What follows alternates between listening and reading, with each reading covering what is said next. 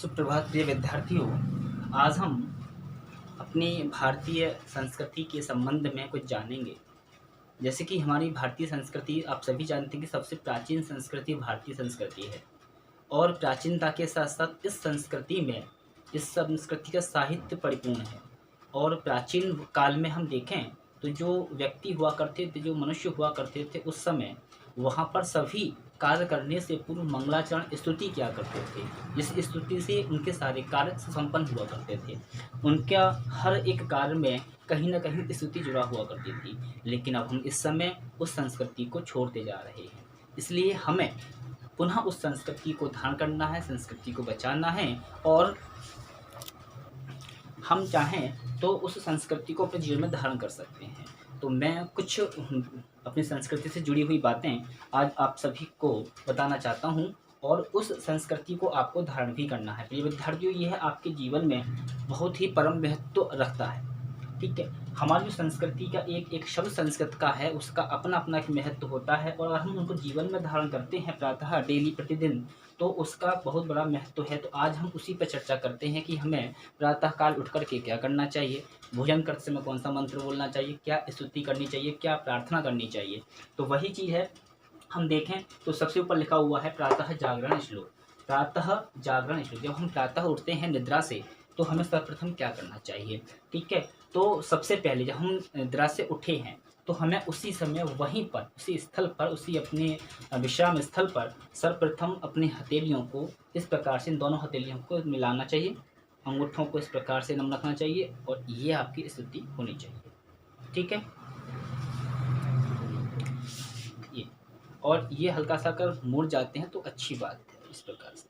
ठीक है, इस प्रकार से आप इन हथेलियों को मिला करके और इस प्रकार से अपने प्रत्यक्ष इसके सामने रख सकते हैं और रखने के बाद आप इस श्लोक का उच्चारण कर सकते हैं। प्रातः काल ही मुख से संस्कृत भाषा का ध्वनि उच्चारण होता है तो वह बहुत ही शुभ होता है। देखिए, इसका उच्चारण मैं आपको बता देता हूँ।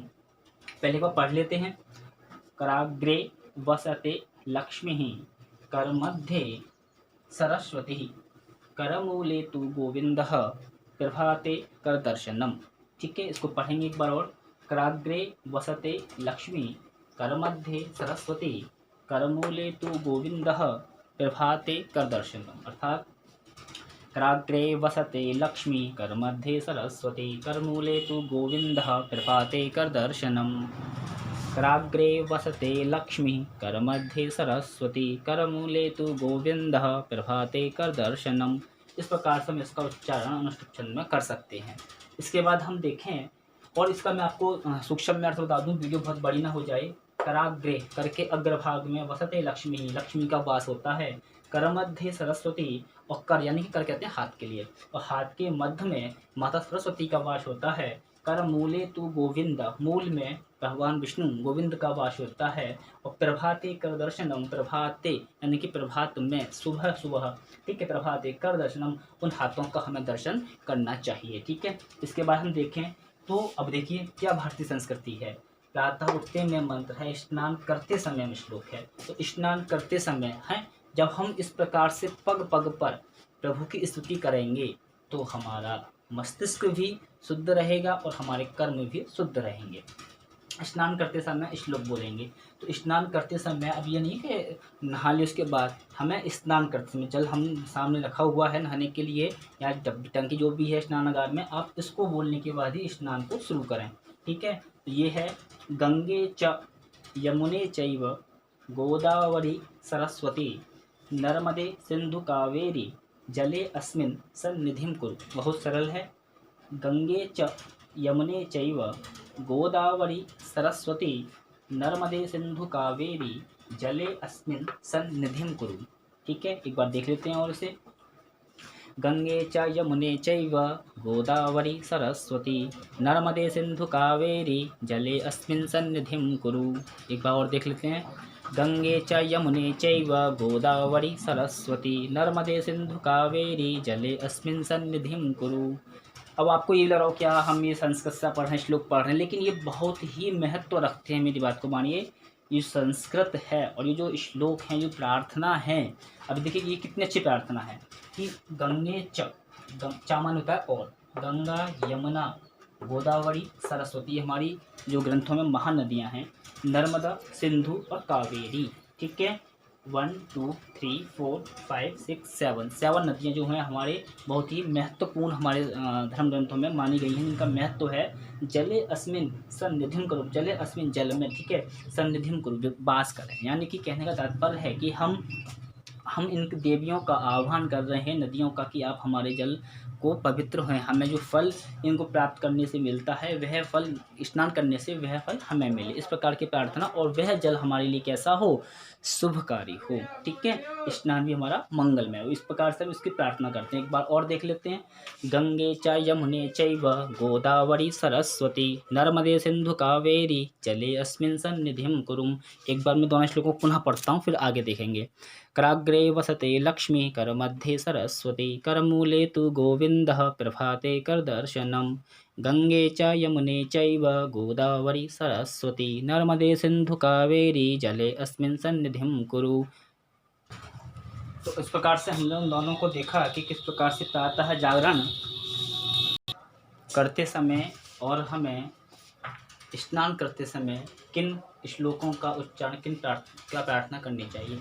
अब हम देखें आगे, तो संध्या काल में प्रार्थना मंत्र और सूर्यदेव जो हमने स्नान किया है, और ये हर विद्यार्थी के लिए परम आवश्यक है कि वह प्रातः काल उठ कर के प्रार्थना करे, स्नान करे। स्नान करने के बाद यदि उसे अपना ध्यान एकाग्रचित करना है कि पढ़ाई में मन नहीं लगता है या पढ़ाई से मन हट जाता है, और तो उस ध्यान को एकाग्रचित करने के लिए, मन को भी शांत करने के लिए, मन चंचल होता है, तो उस चंचलता को समाप्त करने के लिए हमें सूर्य देव को अर्घ देना परम आवश्यक है।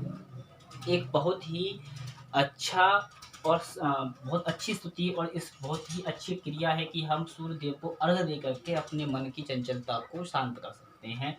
ठीक है, उस पर हम दबाव बना सकते हैं। देखिए अब इसको क्या है कि हम इसकी विधि बता देता हूँ मैं आपको कि जो तांबे का पात्र होना चाहिए, जैसे जल तो आप क्या पीतल के में भी दे सकते हैं, लेकिन जो शुद्ध है वो आप तांबे का लोटा अथवा कलश टाइप का पूजा का बड़ पात्र है, उस पात्र में आपको थोड़े से चावल और चने की दाल डाल करके, हल्दी डाल सकते हैं थोड़ी सी, वरना चने की दाल और चावल ये आपके लिए पर्याप्त है। इसको लेकर के आप एक आसन लेकर के आप छत पे जा सकते हैं, और वहाँ पर या जहाँ से आप सूर्यदेव को आपको दिखाई दें, आप सूर्यदेव को अर्घ्य प्रदान कर सकते हैं। अर्घ्य प्रदान करते समय आपको जो जल छोड़ना है, ठीक है, जो आपके हाथ में पात्र है, आपको जो जल अर्घ्य देना है ईश्वर को, वह ज़मीन पे नहीं गिरना चाहिए। जिस आसन पर आप खड़े हैं उस आसन पर ही आना चाहिए। ठीक है, यानी कि उस आसन पर ही उस जल की धार जो है गिरनी चाहिए। कहते हैं कि भूमि पर जो उसकी शक्ति है वो अवशोषित कर लेती है, इसलिए आसन पर ही होना चाहिए। पूजा पाठ में आसन पर बैठ के ही करनी चाहिए। तो ध्यान रखिएगा कि जो अर्घ्य प्रदान करने की क्रिया है वो ये है कि तांबे का पात्र हो, थोड़े से चावल हो और उसमें चने की दाल हो, और उस अर्घ्य को देते समय हमें आसन पर उस जल को गिराना है। और उस समय इस मंत्र को बहुत, इसलिए मैंने बीजक छोटे मंत्रों को लिया है, आप इनको मंत्र का उच्चारण कर सकते हैं। मंत्र पढ़ लेते हैं एक बार। ओम ब्रह्म स्वरूपाय सूर्य नारायणाय नमः। ओम ब्रह्म स्वरूपाय सूर्य नारायणाय नमः। ओम भास्कराय नमः। ओम आदित्याय नमः। इन मंत्रों का उच्चारण करके हम सूर्य को अर्घ्य प्रदान कर सकते हैं। ये बहुत ही सुंदर कार्य है, इसे करना भी चाहिए। एक बार देखते हैं। ओम ब्रह्म स्वरूपाय सूर्य नारायणाय नमः। ओम भास्कराय नमः। ओम आदित्याय नमः। ठीक है, ये हो गया आपका। एक बार और देख लेते हैं। ओम ब्रह्म स्वरूपाय सूर्य नारायणाय नमः। ओम भास्कराय नमः। ओम आदित्याय नमः। इसके बाद हम आगे देखते हैं। ये विद्यार्थियों के लिए बहुत ही आवश्यक है, ध्यान रखिएगा। मैं आप सभी विद्यार्थियों से बोल रहा हूँ कि आप इसको जरूर ही करें, औरों को भी करने के लिए इसे आप कहें कि आप इस कार्य को किया करें। आगे देखिए, संध्या, क्योंकि सूर्य देव जो है ना वो प्रत्यक्ष देवता है हमारे लिए, मतलब प्रत्यक्ष हम उनको देख सकते हैं। प्रत्यक्ष देवता के रूप में सूर्य देव को कहा जाता है। भगवान कृष्ण ने कहा था ऐसा अपने पुत्र सांब से। आगे देखिए, संध्या काल में प्रार्थना मंत्र। संध्या काल यानी कि शाम और सुबह जो हम पूजा करते हैं, घर में माता है, मम्मी या जो भी पूजा करती है, तो हम दीपक जलाते हैं, अथवा कभी कभी हम भी जला देते हैं। या मंदिर में जाते हैं तो बच्चे तो जो हम दीपक जलाते हैं उस दीपक को जलाते समय उस दीपक की भी स्तुति करनी चाहिए, क्योंकि वह दीप में भी अग्निदेव हैं और उस दीपक का हमें एक प्रार्थना होती है। उस प्रार्थना को कैसे करते हैं ये हम देखते हैं कि वह दीपक भी हमारे लिए जो किस प्रकार से प्रकाश में हमारे जीवन में प्रकाश करे। देखिए, शुभम करोतु कल्याणम, शुभम करोतु कल्याणम, आरोग्यम धन संपदा, दुष्ट बुद्धि विनाशाय दीप ज्योति नमोस्तुते। वह फिर देखते हैं, शुभम करोतु कल्याणम, आरोग्यम धन संपदा, दुष्ट बुद्धि विनाशाय दीपः ज्योति नमोस्तुते। ठीक है, ये हो गया हमारा। अब इसे कहते हैं, शुभम करोतु कल्याणम, आरोग्यम धन संपदा, दुष्ट बुद्धि विनाशाय दीपः ज्योति नमोस्तुते। शुभम करोतु कल्याणम, आरोग्यम धन संपदा, दुष्ट बुद्धि विनाशाय दीपः ज्योति नमोस्तुते।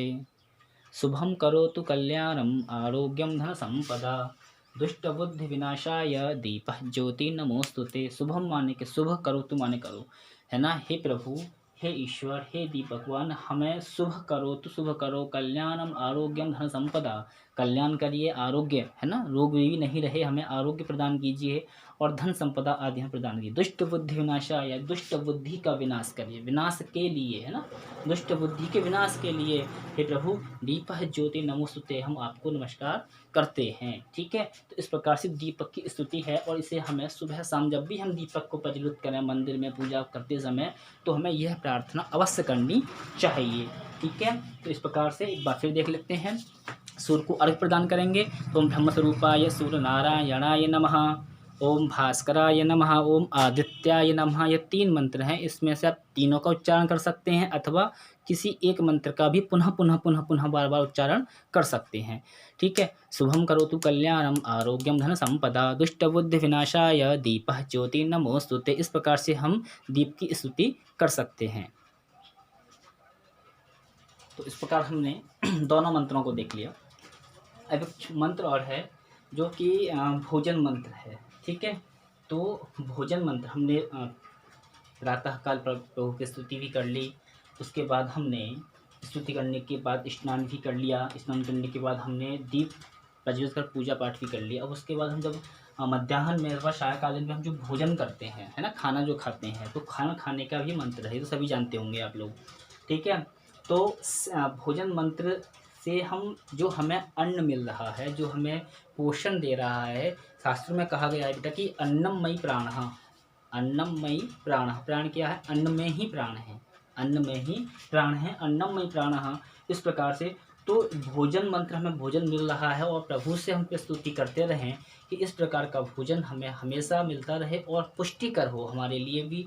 और जो अन्य मनुष्य हैं, चाहे वो 2 पैर वाले हों, चाहे हमारे पशु आदि 4 पैर वाले हों, सभी के लिए भोजन प्रभु प्रदान करें, और वह भोजन भी कैसा हो, पुष्टिकर हो हमारे लिए। इस प्रकार की प्रार्थना हम भोजन मंत्र में करते हैं, क्योंकि हमारी जो प्राचीन संस्कृति है, भारतीय संस्कृति है, वह संस्कृति हमारी सभी के लिए है ना। तुमने देख सुना होगा, प्रार्थना भी हम करते हैं कि सर्वे भवन्तु सुखिनः, सर्वे सन्तु निरामया, सर्वे भद्राणि पश्यन्तु माँ कश्चित् दुःखभाग् भवेत्, है ना, यानी कि सभी सुखी हों, सभी निरोगी हों। हम ये नहीं कहते कि हमारे देश के ही हों या हम ही हों, ऐसे स्तुति नहीं करते, हम सभी के पूरे विश्व के लिए हम ऐसी कामना करते हैं कि सभी सुखी हों। तो इस प्रकार से भोजन मंत्र में भी जो हमारी प्रार्थना है वह क्या है कि सभी के लिए पर्याप्त ईश्वर खाना प्रदान कराइए, और वह सभी के लिए, चाहे 2 पैर वाले हों चाहे 4 पैर वाले जीव हो, सबके लिए पुष्टिकर हो। तो इस प्रकार की प्रार्थना हम करते हैं। तो कितनी प्राचीन महान संस्कृति हमारी है, हम देखते हैं, उसे हम छोड़ते जा रहे हैं। तो सभी विद्यार्थी इनको याद भी करेंगे बेटा, ठीक है, साथ के साथ। तो देखिए, इसको भी पढ़ लेते हैं। ठीक है, ओम है ना, ओम सह ना भवतु, सह नौ भुनक्तु, सह वीर्यम करवा वही, तेजस्वी नावधीतमस्तु विद्विषावहि। एक बार फिर देखेंगे, एक बार, सह ना भवतु, सिंपल है, सह नौ भुनक्तौ, भुनक्तौ इजी है, सह वीर्यम करवा वही, पुष्टिकर हो हमारे लिए वह खाना। ठीक है, सह वीर्यम करवा वही, वह मत कर दीजिएगा, संस्कृत में आई बोलते हैं, और मैंने पढ़ाया भी ओवर 9 10th में। तो सह वीर्यम करवा वही। अब इसको देखिए, तेजस्व, मैं आपको टिक लगा रहा हूँ, वहाँ पे रुकना है। तेजस्व नावधीतमस्तु, तेजस्व नावधीतमस्तु, तेजस्व नावधीतमस्तु। इस प्रकार से आप तोड़ करके भी बोल सकते हैं। तेजस्व नावधीतमस्तु विद विषावहि, विद विषावहि, ओम शांति शांति शांति। ये भी बोलना है भोजन के बाद में। एक बार फिर देख लेते हैं, आपको पढ़ना आ गया होगा। ओम सहना भवतु सहनौ भुनक्तु सह वीर्यं करवावहि तेजस्विनावधीतमस्तु विद्विषावहि ओम शांति, है ना। इस प्रकार से हम कर सकते हैं। एक बार और देखते हैं फिर। ओम सहना भवतु सहनौ भुनक्तु सह वीर्यं करवावहि तेजस्विनावधीतमस्तु विद्विषावहि। एक बार और। ओम सहना भवतु सहनौ भुनक्तु सह वीर्यं करवावहि तेजस्विनावधीतमस्तु विद्विषावहि ओम शांति शांति शांति। इस प्रकार की मंगल भावना आपको सिर्फ और सिर्फ भारतीय संस्कृति में ही मिल सकती है। तो सभी विद्यार्थियों से अनुरोध है हमारा कि आप इनको बेटा याद करें या इनको सिर्फ पढ़ें। ये याद आपको स्वतः ही हो जाएंगे। ये याद आपको, अगर आपने इनको 11, 15 बार अगर आपने इसको रिवाइज किया, पढ़ा, और या फिर आपने अपने डेली दिनचर्या में आपने लिया इसको, है ना, तो आपको कुछ ही दिनों में याद हो जाएगा। है कि 1-2 घंटे में भी याद हो सकता है, लेकिन आप दिनचर्या में लेंगे तो आपको स्वतः ही याद हो जाएगा। ठीक है। तो इस प्रकार से यह जो सारी संस्कृति में आपको कुछ बातें अपनी संस्कृति संबंधी बताई, यह बहुत उपयोगी हैं और इनको आपको अपने जीवन में धारण करना चाहिए। और आप एक काम भी कर सकते हैं कि मुझे आप बता सकते हैं, या फिर भोजन करते समय अपनी ऑडियो को रिकॉर्ड करके भी मुझे आप भेज सकते हैं। 10th क्लास लीजिए ध्यान से, सही बच्चों से बोल रहा हूँ मैं, जितने बच्चे हैं 9, 10th जो भी है 6 to 8, कि इसको आप जब आपको याद हो जाए, या फिर आप रख करके भोजन करते समय भी इस मंत्र को बोल करके ऑडियो उसकी मुझे आप वीडियो सेंड कर सकते हैं व्हाट्सएप पे। और आप अर्घ देते टाइम भी ऐसा कर सकते हैं, तो कि जिससे मुझे लगे कि हाँ, जो मैंने आपको इतनी मेहनत से पढ़ा ये आपने फॉलो किया। और बेटा ये इसमें कोई पंडित जी वाली या वैसी बात नहीं है, ये तो हमारी भारतीय संस्कृति की दिनचर्या की बातें हैं, है ना। ये स्तुति से किसी को फ़ायदा नहीं है, हम ही को ही फ़ायदा होगा, है ना, इस प्रकार की प्रार्थना करने से। तो इसलिए मैं आपसे कह रहा हूँ कि ये बहुत आवश्यक है और इनको करिएगा। ज़्यादा कोई बड़ी बात नहीं इनको याद करना भी, है ना। आप बहुत अच्छे बच्चे हैं और SGD स्कूल में भी पढ़ते हैं, तो वैसे भी आपको आना चाहिए सभी बातें, ठीक है। तो इसलिए ये सब आपको आना चाहिए और आशा करता हूँ कि आप लोग मुझे वह सब वीडियो रिकॉर्डिंग भी भेजेंगे, ठीक है। तो चलिए, बहुत बहुत धन्यवाद, मिलते हैं फिर।